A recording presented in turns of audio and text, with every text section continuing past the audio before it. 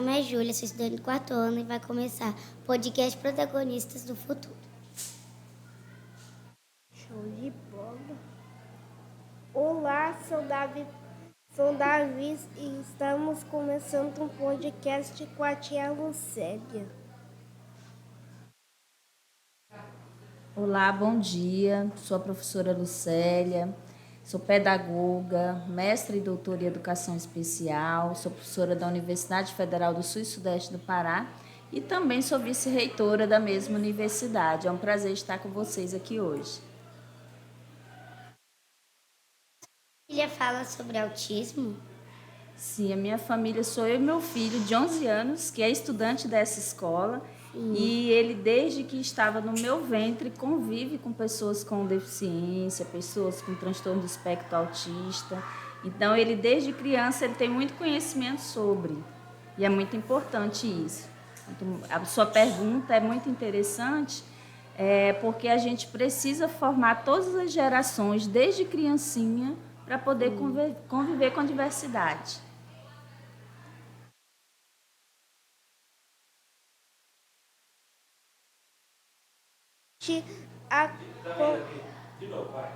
Por que é importante que as famílias e a escola trabalhem juntas para ajudar as crianças autistas? Que pergunta interessante que você nos trouxe, Davi. A condição do autismo, assim como as demais deficiências, a gente tem uma grande barreira na sociedade que é discriminar por desconhecimento. Porque ao longo da história, a gente a sociedade se acreditava que as pessoas diferentes, que têm uma forma diversa de ser no mundo, como é o caso dos autistas, elas tinham que ficar excluídas da sociedade. Então, quanto mais as famílias, mesmo as que têm, filhos com autismo e as que não têm, precisam ser bem informadas para poder educar os filhos, e filhas, desde lá da infância, a conviver e a reconhecer que há formas diferentes de ser no mundo, de estar no mundo. Então, é muito importante que as famílias das escolas particulares, das escolas públicas, possam entender que ter um coleguinha, seu filho, sua filha ter um coleguinha com algum tipo de deficiência ou com transtorno do espectro autista ou autistas, como a gente chama. Eu tenho essa tal de espectro autista. Tem? Sim. Olha que legal, que bom então te conhecer e você saber o que é viver dentro de uma escola. Mas como assim excluídas da Antes era excluída. Antes ficava numa escola separada. Aí agora a gente tem uma legislação que tem mais ou menos aí mais de 30 anos a gente está lutando pelo direito das crianças com autismo estar na escola convivendo com os outros. Sim. Mas não era assim, eram colocadas numa escola separada. Você já pensou como que isso é difícil e desumano também? Desumano? Desumano. Desumano é que não tem humanidade, não tem sensibilidade com o direito do outro, né? Tá. E é importante essa parceria das famílias de entender e reconhecer quão é importante que nossos filhos possam conviver com as diferenças, com as diversidades, com as diferentes formas de estar no mundo. Mas eu gostei do... Gostou? Bonito, Sim. né? Vermelhos. Obrigada. O que você sabe sobre o autismo? Eu sei, assim, estudo bastante há algum tempo. Quando a gente estuda, faz os cursos superiores, a gente leva 4 anos para fazer graduação, 2 anos para fazer mestrado e 4 anos para fazer doutorado. Então, eu fiz esse percurso, me formei numa área específica que trata da educação de pessoas com deficiência e com autismo, que é a área da educação especial, e é a área que eu atuo na universidade. Eu sou professora dessa área. Então, sobre o autismo, o que a gente sabe primeiro? Que não é uma doença. O autismo ele tem causas, origens diversas, ainda não há um consenso, não há ainda, digamos assim, os especialistas que estudam o autismo, tanto da área clínica como da área acadêmica, que seriam os pesquisadores da universidade, eles ainda não têm uma definição muito clara, não é, daquilo que causa o autismo. Então, tem várias vertentes, várias, digamos assim, origens que apontam para o autismo. Então, é importante a gente saber que não é uma doença, é uma forma diferente de ser e estar no mundo e que as pessoas precisam conhecer essa forma diferente para poder melhor conviver. E que também é um público que ele tem direito à educação, ele tem direito de estar nos cinemas, no shopping, de brincar, gritar, fazer o que toda criança faz e a gente aprender a conviver com essa diferença. Tá, mas eu queria falar uma coisa. Sim. Minha mãe disse que eu sou autista e eu penso diferente. E ela diz que eu fico agindo diferente também. É. Mas assim, mas você se considera autista? Sim. Ah, sim. Por que você se considera? Você acha que você se comporta diferente? Mais ou menos. O que você se comporta diferente? Porque autista. Ah, é? Olha, e isso informa muito, porque às vezes a causa do autismo também tem a ver com fatores, né, biológicos, né, com fatores hereditários. Mas como a gente já conversou, né, viver essa condição de autismo não é uma doença, né? Eu sabia. Envolve, você é uma pessoa diversa, uma pessoa diferente, assim como eu sou uma pessoa diferente. E os comportamentos, como você falou, que são diferentes às vezes de outras crianças, isso se explica também pela condição do autismo. Então, não é algo que alguém... Isso significa autista. Ah, que pergunta. Autismo é uma condição humana, né, que é provocada, né, que ela afeta, às vezes, a parte da comunicação, da interação social e produz alguns comportamentos diferentes, que talvez pode ser esses comportamentos diferentes, não é, que sua mãe conversa com você. Mas você não tem, não é, que achar e nem se sentir que o autismo é algo que seja negativo. Não, você é uma condição diferente e que a gente adora conviver. E aprende muito com você, com outras pessoas.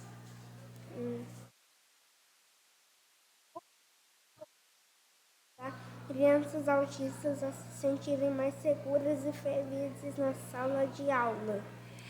Importante também essa pergunta, né? E decisiva para o princípio da inclusão, da cidadania na educação. As pessoas com autismo, elas têm muitos direitos assegurados na legislação brasileira. O Brasil é um país que mais tem legislações sobre o autismo.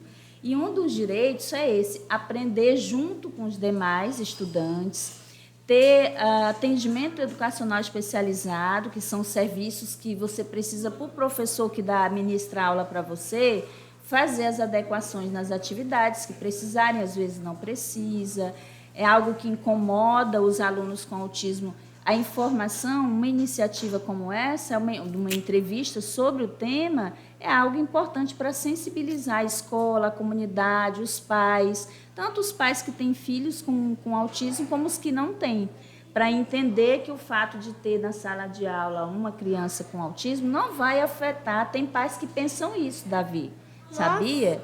Tem pais que pensam que ter um coleguinha com deficiência ou com autismo vai prejudicar o filho dele na escola. Então, a gente tem trabalhado com essa sensibilização para romper essa compreensão que é discriminatória, que exclui, que pensa errado. O discriminatório é assim: você não quer deixar o seu filho brincar com uma criança com autismo, porque acha que o autismo... A minha mãe deixa. Pois é, tua mãe é maravilhosa, é isso mesmo, você tem direito de estar em todos os espaços da vida social. E a educação, ela pode fazer muito, e uma das iniciativas é essa, é a gente fazer campanha, a gente informar toda a comunidade da escola, não é só os professores, precisam de formação, não é também quem trabalha na infraestrutura da escola, o gestor da escola, né, o diretor também, a coordenação pedagógica e principalmente os estudantes que convivem com essa diversidade. A inclusão social é importante, por quê? A inclusão social ela é um conceito maior, não é? Quando fala das pessoas com autismo, por exemplo, quando você vai ao shopping, Davi, você vai ao shopping? Sim. Quando tem crianças com deficiência ou com autismo que vão ao shopping, que vão a outros espaços, e eles têm comportamentos de emitir grito, de fazer movimentos diferentes, aí fica todo mundo olhando. E, às vezes, o olhar das pessoas já é um olhar que discrimina. Nossa, que pessoa mal comportada, que criança mal comportada. E a inclusão social, ela passa assim, de você chegar no ambiente e ninguém te olhar diferente, te discriminando, só porque você tem a condição de autismo. E aí a inclusão social é essa maior, que tem inclusão social na cultura, no cinema, nos brinquedos, nas festas, nos shows. Aqui outro dia teve um show de um circo que eles fizeram uma sessão específica para autistas. Por quê? Por conta da luminosidade que incomoda, o barulho. Então, eles fizeram adaptações. Então, quando a gente fala de inclusão social, é inclusão na educação, é inclusão no esporte, é inclusão no lazer, né, na cultura, em tudo que envolve, né, a sociedade. É o autista ter direito de estar onde ele quiser e não ser discriminado. Que deveria ter microfones antigos que eram cromados e tinham linhas pretas ali. É verdade. Porque tem microfones atuais em vez de antigos. É interessante. Você gosta de microfones antigos, de objetos antigos? Sim. Mas era bonito, né? É. Boa E ainda observação. a voz saía meio baixa às vezes. Era a tecnologia, né? A tecnologia é importante também. Até para a inclusão social A também gente é fala importante. alto e baixo. Ah, verdade. Boa observação tecnológica. Agora que sei alto. E outra, o que os professores alunos autistas que aprendem de um jeito diferente? Primeiro, ele conhecer o estudante. Conhecer não só... porque quando a gente fala de autismo, sabe o que acontece, Davi? As pessoas só falam as coisas que o autista não consegue fazer. E eu não acredito muito nisso. Eu acredito que todo ser humano é capaz de tudo, desde que a gente, nós professores, pensamos aí no nosso planejamento, intervenções como professor, didática, a melhor maneira de ensinar, o que a gente chama de didática, ensino acessível. É verdade. Às vezes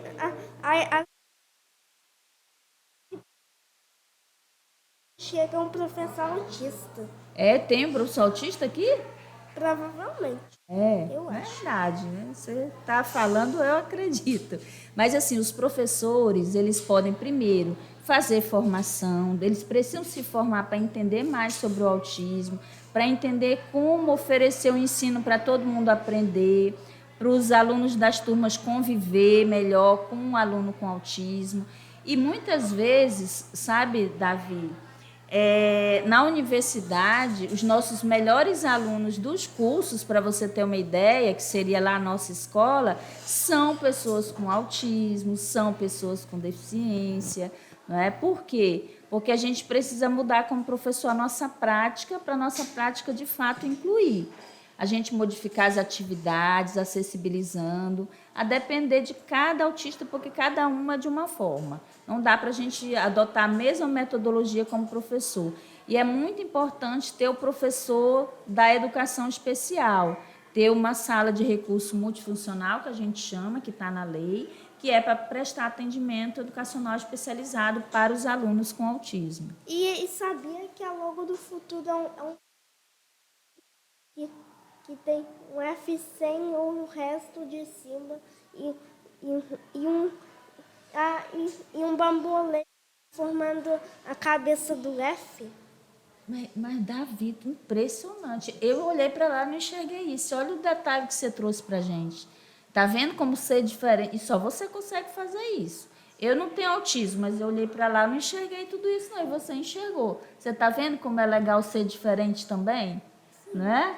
Você vê que você tem uma alta inteligência em algo ali que eu não consegui enxergar. Mas quando você começou a descrever ali falando, eu falei assim, nossa, que interessante análise que você fez lá do futuro, né, da logo. Parabéns.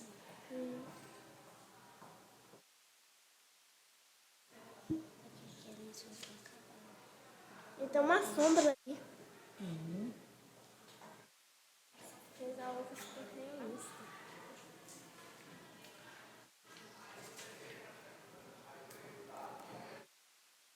O que a senhora diria para uma criança autista que às vezes sente que não se encaixa na escola? Eu diria para a criança autista que você não precisa se encaixar em lugar nenhum da sociedade. Não é você que tem que se adaptar, se transformar para se enquadrar no padrão da sociedade. É a sociedade que precisa se transformar, se modificar para, de fato, propiciar, né, um ambiente acessível, um ambiente que inclua.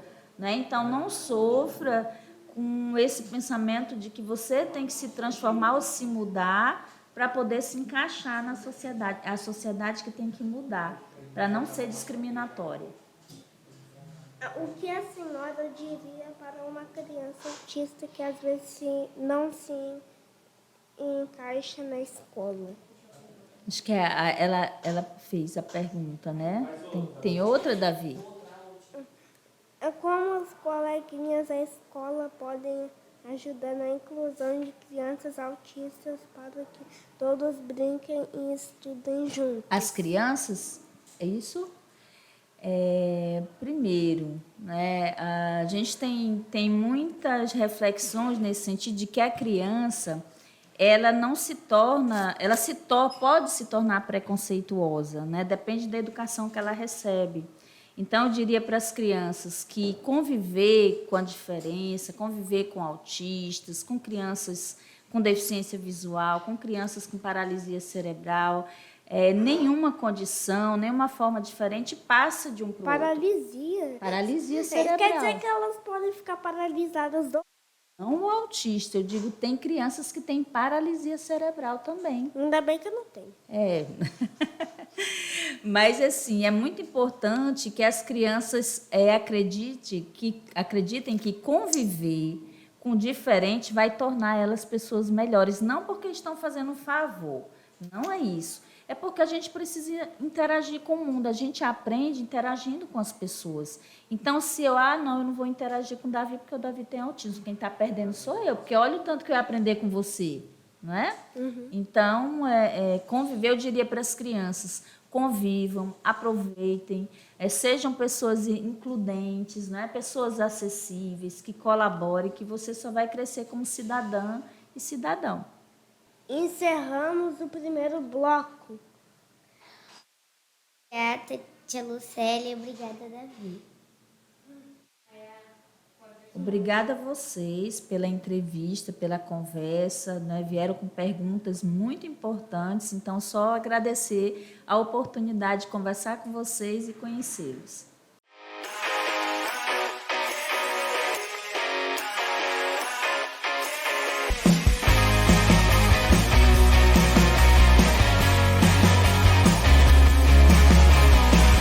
Olá, sou a Ana Lu e vamos para a segunda parte do podcast Protagonistas do Futuro. Oi, eu sou o Arthur Tozeto e a gente vai dar continuidade no bloco protagonista do segundo bloco do Protagonistas do Futuro.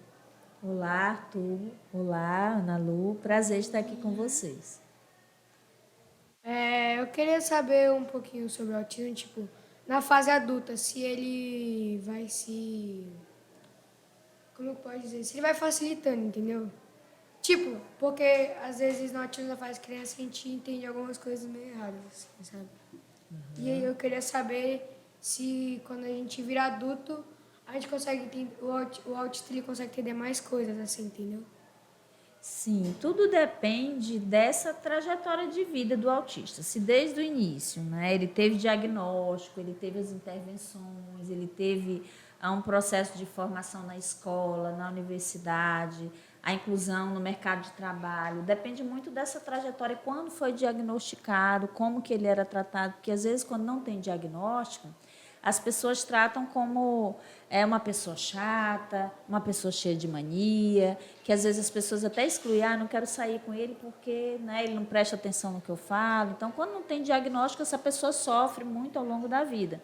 Então, dependendo das oportunidades que ela teve, desde o diagnóstico, ela pode ter uma vida independente, com autonomia, fazer universidade, fazer mestrado, doutorado, ser o que ela quiser, desde que os direitos dela sejam garantidos, né? Direito tanto ao acompanhamento na área da saúde, né? Que às vezes algumas pessoas precisam, autistas, como também de terapias, a depender qual é a área que é mais afetada, a área social, de interação social também, né? E aí isso é um desafio na vida adulta que permanece, do que da literatura, né? Dos estudos que a gente conhece. Uma das áreas mais afetadas na fase adulta é a interação social, né? Que a pessoa, né, se ela tiver o suporte ou não, ela lida bem, se não, ela se isola mais ainda, e é prejudicial para a vida dela, para o desenvolvimento dela. Eu tenho outra pergunta, falando em diagnóstico. Com que idade podemos fazer diagnóstico? Antes, algum tempo atrás, os pesquisadores, né, da área da saúde pontuavam que o melhor período era ali os 2 anos e meio, 3 anos, que era a fase em que a criança está desenvolvendo a linguagem, né, que se observa mais comportamentos que podem indicar, né, se ela tem alguma barreira no contato, se ela se sente, né, se o corpo dela comprime ao contato que alguém toca nela. Na linguagem, no desenvolvimento da linguagem, se ela não naquela idade já é esperado para ela expressar alguma frases inteiras, né, mas com mais repertório de palavras, e aí ela não tem dificuldade na fala, então você vai observando. Só que hoje é possível, os médicos, por exemplo, na legislação, a necessidade de que quem se forma na área da saúde tenha uma formação para identificar mais precocemente, né, as condições de autismo e de outras deficiências. Então, hoje, quanto antes é possível observar, através de testes, indicadores se tem ou não a condição autista. Então, pode começar desde cedo já. Qualquer atenção que a família tenha desde o início da vida, quando a mãe está amamentando, que ela observa a criança, aquilo que é esperado de comportamento dela e que não acontece. Então, desde o início da vida ali é possível a gente ir identificando alguns comportamentos que precisam ali ser diagnosticados por profissionais como neuropediatra, psicólogo, fono, terapeuta ocupacional. Hoje em dia é relevante ter muita criança autista, assim? Tem. No Brasil cresceu bastante o número, né? Tem uma estimativa de pelo menos 2 milhões de brasileiros, né, autistas. E que no que muita gente diz, cresceu o número. Na verdade, se refinou mais a questão do diagnóstico. Então, muita gente que não tinha diagnóstico hoje está sendo diagnosticado como autista, né? E às vezes era uma pessoa tímida, uma pessoa que não gostava de interagir, e que hoje, né, com o avanço na área da medicina, na área clínica, a gente tem uma maior intensidade de diagnóstico. Então, tem crescido também por conta disso. E nas escolas no Brasil, tem aumentado a cada ano quase 50%. Ou seja, se no ano de 2022 era em torno de 400 e poucos mil autistas nas escolas, em 2023 saltou para mais 48%. Então, a gente vê que o diagnóstico tem avançado, né, e que, então, esses registros têm acontecido nas escolas, por exemplo, né, tenha se ampliado esse número. Cada ano só aumenta. A minha mãe, ela é psicopedagoga, né, também, e ela tinha me contado um negócio, eu queria saber se era verdade. Ela disse que a maioria dos autistas hoje em dia é que os pais têm mais de 40 anos. É verdade? Tem um fator, um dos fatores, é só um dos fatores, né? Assim, não tem como a gente provar que seria, né? Então, no campo da medicina, por exemplo, eu tive meu filho, engravidei aos 35 anos, e eu tive diabetes gestacional. E a diabetes gestacional, uma das causas, se a gente não fazer dieta no pré-natal, a criança pode nascer com autismo. Então, assim, existe causas diferentes, né? E também há na literatura a indicação, por exemplo, especialmente do homem, se o homem for mais velho, não é? E então for ter um filho. Como se fosse só o pai. Só é isso, mas a literatura diz isso, que se o homem for mais velho, não é, as chances de ter, não é, um filho com autismo existe. Então, isso a literatura aponta, né? Então, mas aponta vários fatores que, às vezes, assim, descobre uma verdade aqui hoje, depois, amanhã, contesta essa verdade. Então, mas assim, existe um risco, sim, quando a gente tem filhos depois, principalmente ali 40 anos em diante, o risco existe, porque a gente não é o mesmo organismo da juventude, não é? Então, gerar uma vida, né? A mulher gerar uma vida exige muitos esforços, né, no organismo da gente para a gente manter aquela vida 9 meses, né? Então, pode ter essas intercorrências, sim, associado ao fator idade. Assim, a criança ser autista pode ser uma genética também do pai ou da mãe? Também tem alguns estudiosos que apontam uma origem, né, biológica, genética, mas todas as hipóteses assim que surgiram, os estudiosos lá atrás sobre autismo apontaram muitas questões associadas a isso. Por exemplo, tinha uma que dizia que o autismo era por conta da mãe geladeira, que era o quê?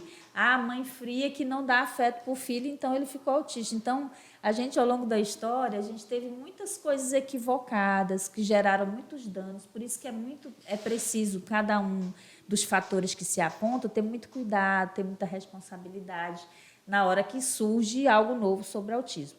Eu sempre que eu leio de tudo, mas eu sempre fico com reservas, né, quando aponta um fator ou outro, não é? Porque a ciência vai mudando o tempo inteiro. E a questão específica do autista, comparado a outros casos, a outros perfis de estudante com deficiência e outras associações de outros tipos de transtornos, ela tem muito disso. Assim, não tem, a gente acaba classificando, não é, dizendo assim, essa pessoa só vai conseguir se desenvolver até aqui. Então, às vezes, a medicina erra. Tem muitos alunos, por exemplo, a gente tem uma aluna na universidade, eu trabalho na Unifespa, a gente tem uma aluna que ela está terminando o curso de sistemas de informação, ela tem paralisia cerebral e ela usa cadeira de roda. Quando ela foi entrevistada com a equipe da universidade, ela disse que o médico falou para a mãe dela que ela ia ser uma pessoa que não ia passar dos 7 anos, né? Que ela, até os 7 anos ela morreria, né? Porque ela ficaria em estado vegetativo. A medicina disse isso. Hoje ela está terminando o curso de sistema de formação, né, para a gente ter uma ideia. Então, às vezes, a gente precisa mesmo, né, ter um olhar sensível de olhar para as pessoas com autismo, com deficiência, como um ser que tem uma forma diferente, é um ser que tem uma forma diferente de ser no mundo. E a falta de informação, por isso que é importante essa entrevista aqui com vocês, a falta de informação, às vezes, leva as pessoas a discriminar, a acreditar que aquela pessoa é incapaz, que ela não vai aprender, que ela é um coitadinho, que ela é uma pessoa doente, né? Então, por isso que é importante esse momento de conversa com vocês, de vocês estarem perguntando essas curiosidades sobre o autismo, para cada vez mais a gente informar a sociedade, né? Contribuir para que a sociedade rompa, né, com muitas práticas que a gente tem de discriminação ainda. E é isso, gente. Tchau. Essa foi a parte 2 do podcast. E a gente tem um presente para a tia, né? Obrigada pela participação. E a gente tem um presente para a senhora. Muito obrigada. Lu, obrigada, professora. Eu quem agradeço, Arthur e Ana Lu, pela participação, pela conversa aqui hoje. Obrigada.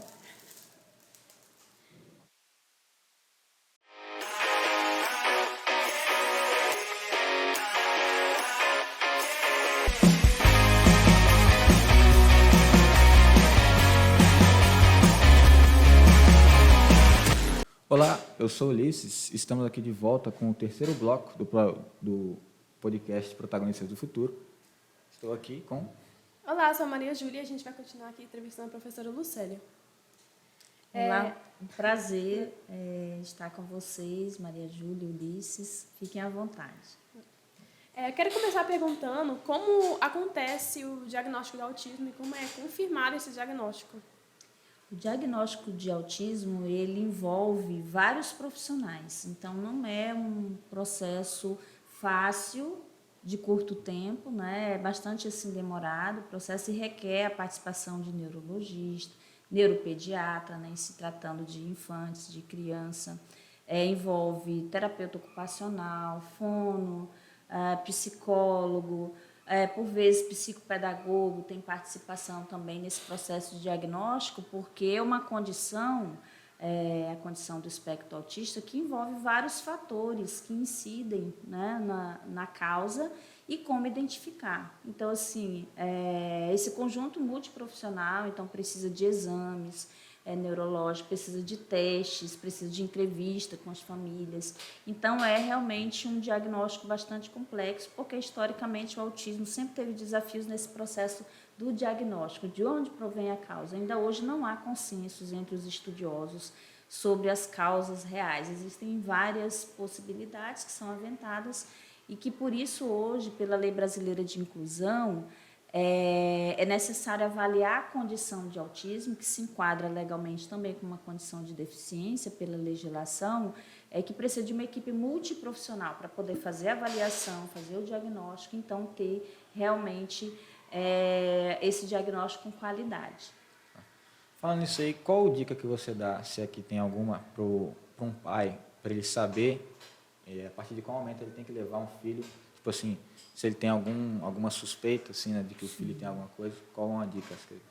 Olha, durante muito tempo se atribuiu essa possibilidade da família perceber algo diferente ali nos 2 anos e meio, 3 anos, que é a questão do momento do desenvolvimento da linguagem, né, que a criança explora o mundo por todas as fontes sensoriais, e às vezes os pais vão percebendo que quando chama, a criança não vira o rosto, né? Então, hoje já não se prende a essa idade. Então, desde o início da vida, a gente tem fase do desenvolvimento infantil que as mães vão aprendendo, até no cartão que a gente recebe quando tem, né, o nosso filho nasce, a gente recebe uma cartilha do governo que tem as fases do desenvolvimento. De 0 a 2 meses, o que é esperado para essa criança fazer? E aí vai uma sequência. Então, é muito importante a observação dos pais desde o início da vida. Nunca achar que aquilo que algo diferente, é normal, é porque é uma timidez, é porque o pai dele demorou a fala. Não. Quanto mais precocemente se identificar, que é isso, identifica, leva nos especialistas para que esse diagnóstico aconteça com mais brevidade possível, porque quanto mais intervenção e a rede de suporte que essa criança tiver, melhor e de uma forma mais independente e autônoma ela será no mundo, acessará os seus direitos como cidadão. Então, é muito importante que, desde o início da vida, as mães comecem a observar, os pais comecem a observar o comportamento da criança e, na suspeita de algo, né, já levar como algum especialista, né, dos que eu listei há pouco, para poder iniciar um processo de diagnóstico, porque daí já confirma ou nega, então a família segue mais tranquila nesse processo de desenvolvimento. E, tendo em vista essas adaptações, mudanças que devem se fazer com essa criança, a senhora acha necessário a família fazer algum tipo de terapia ou algum acompanhamento também?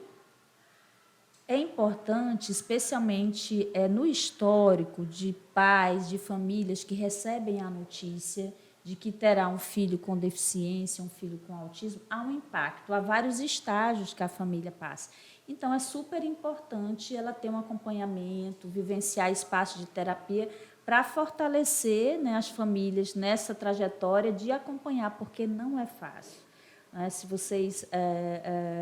eu tenho muito contato com as famílias, né, com as associações, a gente faz um trabalho de parceria com a luta pela efetivação dos direitos de políticas públicas para as pessoas com autismo aqui nessa região. Então, é muito importante que as famílias tenham esse acolhimento, que elas possam ser ouvidas, que elas possam ser acompanhadas também por profissionais de terapia. Eu recomendo, porque é algo que fortalece, né, psicologicamente, e aí a família tem mais empoderamento de trabalhar com a inclusão, na luta pela inclusão dos seus filhos e filhas. Trazendo assim, já para a parte dos níveis do autismo, que, se não me engano, é chamado de suporte, né? Isso. Tipo, para você, assim, qual é a principal diferença para você reconhecer na dificuldade de aprendizagem, né, trazendo aí para a educação, na dificuldade de aprendizagem de um autista de suporte 2 ou de suporte 3? Então, eu sou da educação e defendo muito a importância que a prática dos professores, que essa escolarização que o aluno vivencia nas escolas, desde o início da educação infantil, ela é decisiva para ajudar outras intervenções terapêuticas, né? Então, essa classificação de nível de suporte 1, 2, 3, na literatura ela mudou muito. Havia leve, severo, não tinha essa classificação. E essas classificações elas vêm muito da área clínica, né? Que, é claro, os especialistas, os profissionais da área clínica também têm sua base de literatura sobre o autismo e ela é mais usual na clínica. Mas como é que a gente traduz para a educação? O que é o nível 1, nível 2, nível 3? É entender qual é o grau de afetação, né, nas diferentes dimensões que essa condição, que a gente chama do autismo do neurodesenvolvimento, que envolve a questão neural, né, essa condição complexa, você pensar, aquele nível de suporte 1, o que é que ele precisa no contexto escolar? Ele vai precisar de menos complexidade de apoio, às vezes coisas simples, um procedimento simples que o professor pode fazer na aula, como, por exemplo, expressar uma linguagem simples. Se ele apresentou para a turma um conteúdo, ele pode reformular a linguagem dele e apresentar numa linguagem simples, que é uma dimensão de acessibilidade do professor com as turmas. O nível de suporte 2, aquele aluno ele vai precisar mais ainda de mais serviços que a gente chama na área da educação de educação especial, né? São adaptações nas atividades, são materiais didáticos diferenciados que vai levar para o estudante, para ele acessar o mesmo conhecimento que vocês estão acessando. Quem tem autismo, quem não tem autismo, o direito do estudante, independente dos níveis, né? E aí, quando você vai para o nível 3, ainda é mais complexo ainda a rede de suporte, e às vezes precisa até de rede de suporte paralelo à escolarização dentro da escola. Isso dentro da escola, eu falando. Então, a cada um desses níveis, o trabalho do professor, né, o professor de matemática, o professor de geografia, dependendo do ano escolar que tiver, ele vai precisar de um professor especialista em educação especial para fazer o atendimento educacional especializado, ou seja, para pensar junto com esses professores como aquele conteúdo que cada professor de cada área do conhecimento vai ensinar pode se transformar para ser acessível para o autista, considerando a complexidade, se ele tem comunicação verbal ou não, por exemplo. Se ele não tem que preparar material daquele conteúdo que o professor está ensinando com comunicação alternativa aumentativa. Então, só para ter um exemplo de que não é uma coisa simples, que a gente tem que passar por cima, não. Tem que pensar para cada um desses níveis de suporte que ele precisa, como é que o professor apresenta um ensino diferenciado, sem perder a qualidade do conteúdo.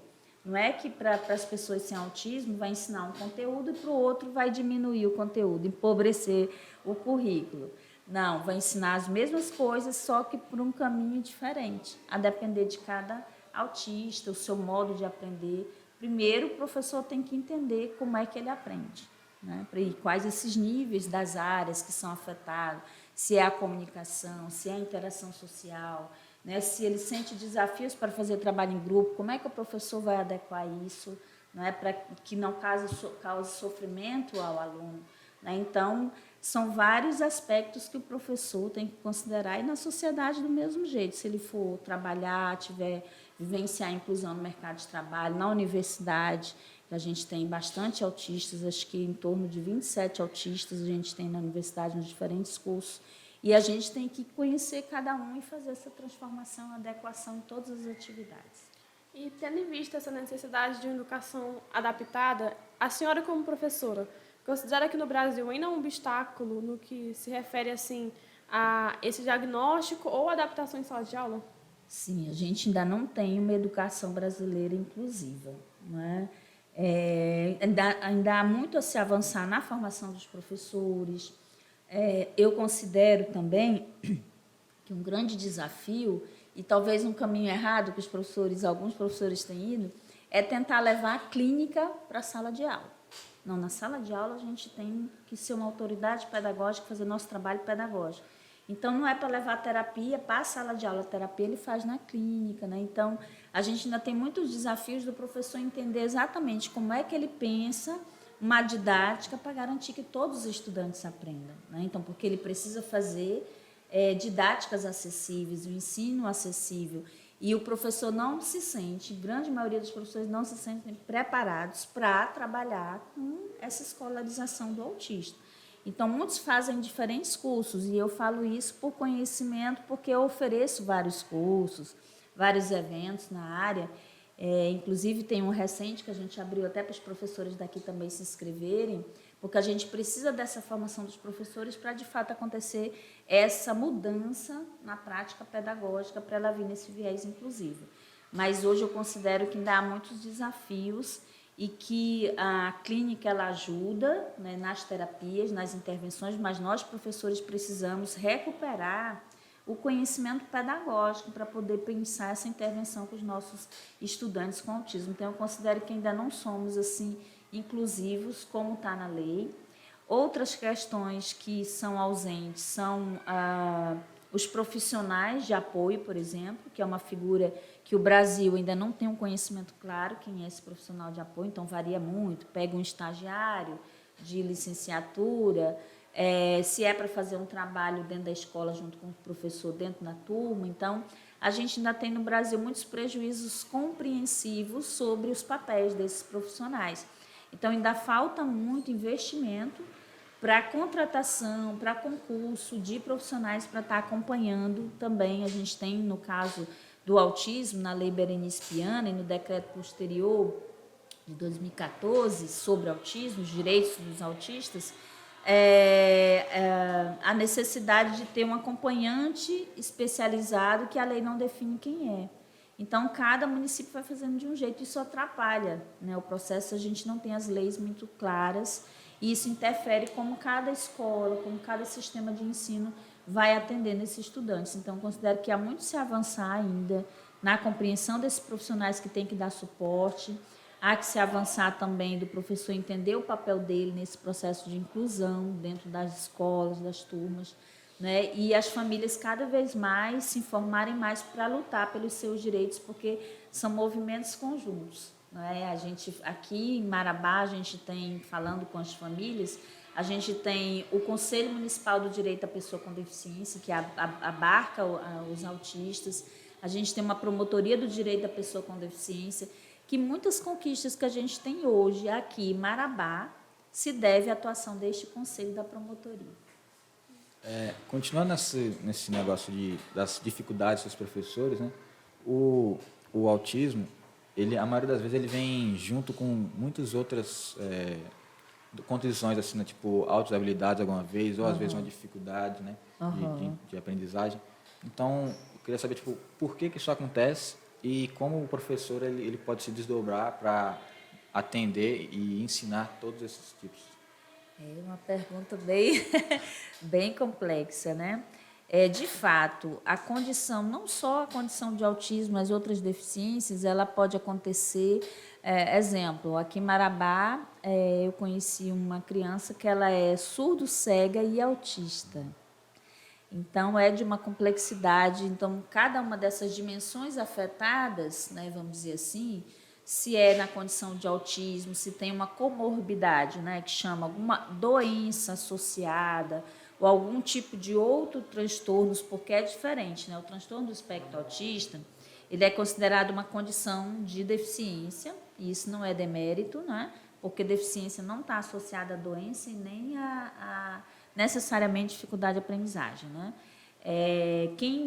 Qual é o público que tem mais dificuldade de aprendizagem? É quem tem disfunções, dislexia, dislalia, disgrafia, que não é público que precisa de psicopedagogia. O público que precisa de educação especial seria, por exemplo, assim, os autistas. Então, primeiro é conhecer, né, essa complexidade, essa pessoa, né?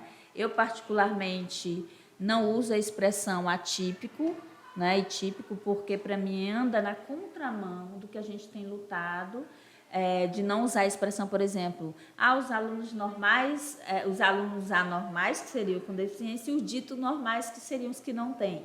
Então, essa expressão ela é um prejuízo na luta pela efetivação dos direitos, porque a gente defende, ontem mesmo eu falava numa palestra, que a minha concepção é um sujeito completo, um sujeito cultural, sociocultural, como qualquer um outro, só que tem uma forma diferente de ser humano. E que ele precisa de intervenções para aquilo que prejudica o desenvolvimento dele, mas nunca a gente espera, eu tenho que pedir para o meu filho autista silenciar porque está incomodando o outro. E, às vezes, aquele grito, né, aquele comportamento que ele faz. Eu trabalhei muito com vários autistas ao longo da minha vida, e tinha um que ele falava assim para mim, professora, você me dá 2 minutinhos? Eu dou. Ele levantava, fazia um L na sala, dava 3 pulinhos e voltava. E esse movimento, mas é incômodo para o nosso olhar, que é um olhar que normaliza, que acha que todo mundo tem que seguir um padrão, e aquele que foge do padrão é anormal. Então, para mim, a palavra atípico, né, esse A é uma negativa de uma tipicidade, ou seja, de pessoas típicas e aquele anormal. Então, eu não uso essa expressão, eu acho que ela atrapalha na luta, por mais que haja argumentos nesse sentido, mas que a gente vê essa pessoa completa, né? A minha visão, até para uma pessoa que é amputada, o nosso olhar normalizador está esperando uma pessoa com todos os braços, com todas as pernas. A gente sempre considera como alguém doente, como alguém incapaz, né? Porque culturalmente era assim que as sociedades ao longo da história enxergavam as pessoas com deficiência, com autismo. Então, eu vejo, dentro da complexidade dessa sua pergunta, que a gente precisa, mais do que tudo, assim, ter esse olhar, construir um olhar diferente, de dizer assim, não é alguém incapaz, não é alguém que falta um pedaço, ou funciona mal, com defeito, né? Mas é alguém que é uma pessoa completa que eu tenho que conhecê-la, igual eu conheci hoje, né, o Davi, conversando aqui com ele, de como, conhecendo essa pessoa, e ela vai te dizer muitas vezes como é que ela quer ser tratada, como é que ela aprende melhor, como é a percepção dela. E o professor precisa usar dessas informações que as famílias também, né, e a própria criança, o jovem, adolescente com autismo, nos traz de informação. A gente tem que usar isso como potência para poder a gente ensinar e garantir o direito deles à educação. Não sei se eu respondi. Uma coisa muito comum assim, que as pessoas observam é que, assim, segundo dados, o autismo normalmente é observado mais em homens do que mulheres. E existe alguma diferença nessa forma de comportamento, na forma de aprendizado entre homens e mulheres autistas? Olha, cada autista realmente assim, é muito singular, mas tem uma informação interessante que a gente que estuda a área observa, que é o quê?